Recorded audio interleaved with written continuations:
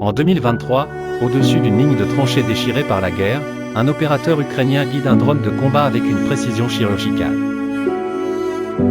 La mission semble ordinaire dans un conflit devenu numérique: repérer, s'approcher, frapper, disparaître.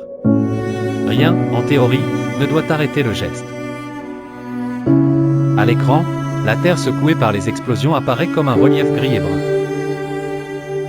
Puis la caméra se stabilise sur une tranchée isolée. L'opérateur comprend qu'il tient sa cible. Il ajuste l'angle, prépare la grenade, et tout indique que l'instant suivant sera le dernier pour l'homme qui l'observe.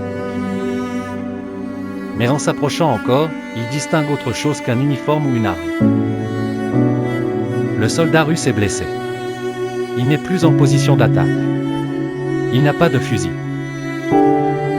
Ses mains se lèvent lentement, maladroitement, comme si elles pesaient trop lourd pour continuer à mentir. Son visage est tourné vers l'objectif, non pas avec défi, mais avec cette expression fragile de quelqu'un qui demande, sans mots, qu'on le voit comme un être humain avant de le voir comme un ennemi. L'opérateur reste immobile. La grenade est prête, le drone parfaitement placé. Tout est réuni pour que la guerre accomplisse son travail habituel.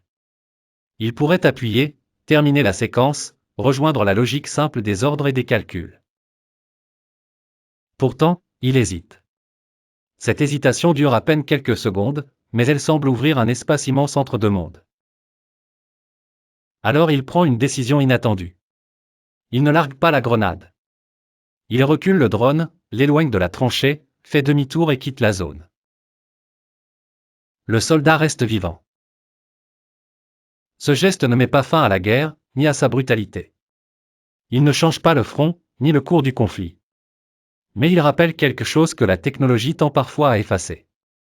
Il existe encore une connexion humaine.